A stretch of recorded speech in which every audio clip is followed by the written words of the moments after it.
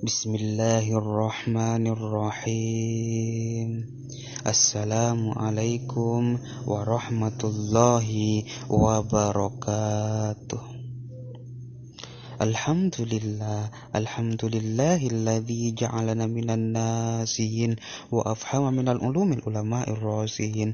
Wassalatu wassalamu ala sayyidina wa habibina wa maulana Muhammad sallallahu alaihi wa ala alihi wa sahbihi wasallam.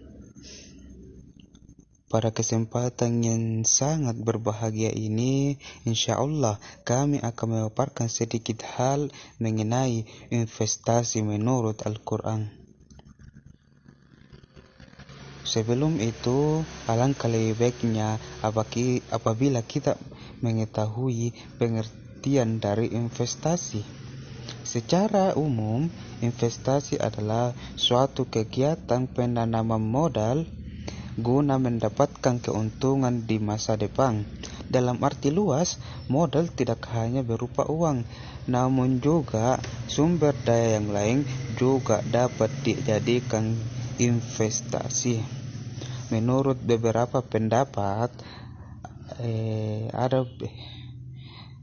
yang pertama yaitu dari mulia. Investasi adalah keterkaitan antara sumber-sumber yang ada dalam suatu periode dalam jangka waktu panjang untuk mendapatkan keuntungan di masa depan.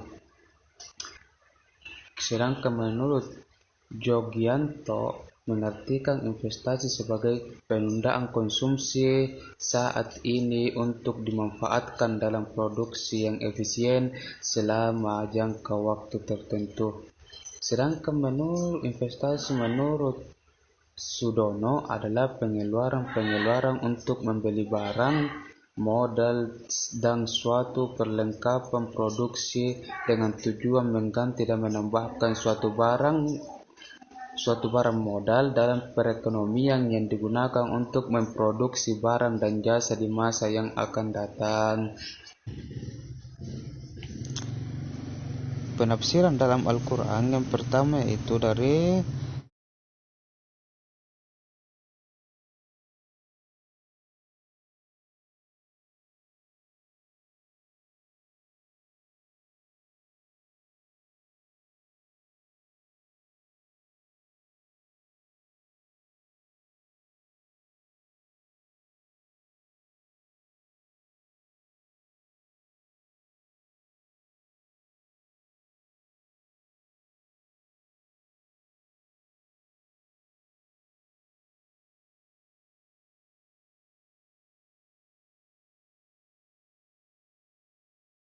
Said Ibnu Mashhur dari hadis yang diriwayatkan oleh Syahar Abdul Hakam yang telah menceritakan bahwa Rasulullah sallallahu alaihi wasallam telah menerima sejumlah pakaian, sedangkan Rasulullah sallallahu alaihi wasallam adalah orang yang sangat dermawan. Maka beliau membagi-bagikan kepada orang lain. Kemudian datanglah suatu kaum kepadanya untuk meminta pakaian. Akan tetapi mereka mendapatkan bahwa pakaian itu telah habis terbagi. Maka Allah menurunkan firman-Nya, dan janganlah kamu menjadikan tanganmu terbelenggu pada lehermu, dan janganlah kamu terlalu berlebihan mengulurkannya. Pada ayat tersebut secara tersirat mengandung arti bahwa dalam konsumsi atau mengeluarkan harta tidak boleh terlalu kikir dan tidak boleh terlalu berlebihan atau boros. Hal ini berarti konsumsi tidak hanya selain kebutuhan duniawi, tapi juga untuk memenuhi kebutuhan akhirat. Konsumsi di sini tidak hanya memenuhi kebutuhan pribadi, tapi juga harus ingat kebutuhan orang lain. Kemudian pada Quran surah Yusuf ayat 47-48 yang berbunyi, qala tadra'una sab'u sinina dha'aban fama hasattum fadharuhu fi sumbulihi illa qalilan mimma ta'kuluna thumma ya'ti min ba'di dzalika sab'u shidadun ya'kulna ma qaddamtu lahunna illa qalilan mimma tuhsinun. Dia Yusuf berkata, agar kamu bercocok tanam 7 tahun berturut-turut sebagaimana biasa. Kemudian apa yang kamu tuai hendaklah kamu biarkan di tangkainya kecuali sedikit untuk kamu makan. Kemudian setelah itu akan datang 7 tahun yang sangat sulit yang menghabiskan apa yang kamu simpan untuk menghadapinya kecuali sedikit dari yang kamu simpan. Oleh Ismail bin Umar Al-Quraisy bin Kasir Al-Bashri Ad-Dimashqi, Yusuf alaihissalam memberitakan kepada mereka bahwa selama 7 tahun musim paceklik itu tidak ada suatu tumbuh-tumbuhan pun yang dapat tumbuh, dan semua tanaman yang mereka semaikan tidak akan menghasilkan sesuatu pun. Karena itulah maka Yusuf alaihissalam berkata kepada mereka, yang menghabiskan apa yang kalian simpan untuk menghidupinya tahun sulit, kecuali sedikit dari bibit gandum yang kalian simpan. Ayat ini menjelaskan kepada kita betapa pentingnya memulai investasi dari sekarang untuk masa depan kita ke depannya. Mungkin pada saat ini kita sedang bergelimang harta, tapi kita tidak tahu apa yang akan terjadi pada masa yang akan datang. Maka investasilah mulai dari sekarang. Kemudian kita beralih ke surah An-Nisa ayat 9 yang berbunyi, وَلْيَخْشَى الَّذِينَ لَوْ تَرَكُوا مِنْ خَلْفِهِمْ ذُرِّيَّةً ضِعْفًا خَافُوا عَلَيْهِمْ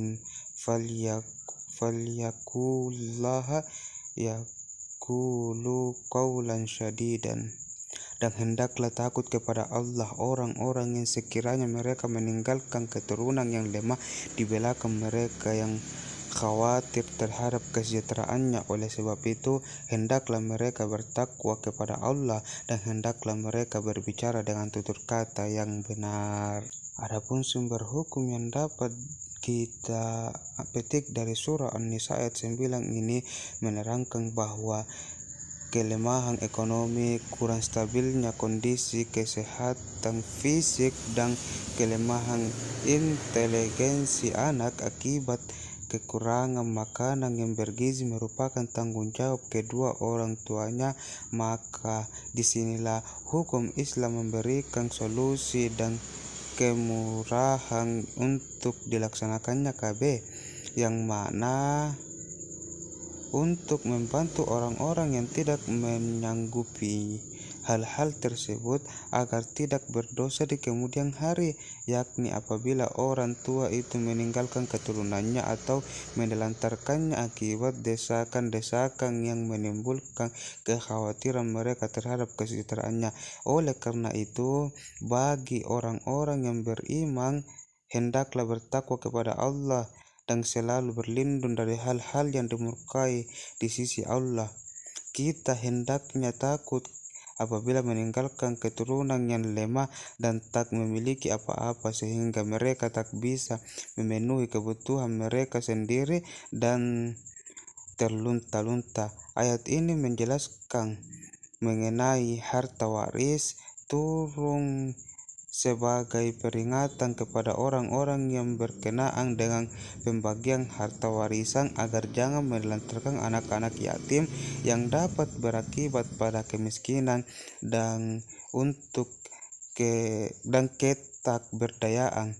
Menurut Ibnu Ajibah, ayat ini memberikan pesan kepada orang yang memelihara anak yatim orang lain agar memiliki kekhawatiran kalau di kemudian hari mereka terlantar dan tak berdaya, sebagaimana ia khawatir kalau hal itu terjadi pada anak-anak kandung mereka sendiri.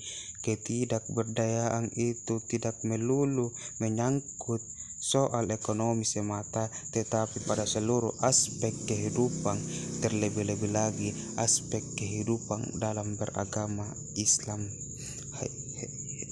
Mungkin hanya itulah yang dapat kami sampaikan, yang intinya mulailah investasi dari sekarang demi kebahagiaan atau kesejahteraan anak cucu kita kelak ke depannya. Akhirul kalam, summa assalamualaikum warahmatullahi wabarakatuh.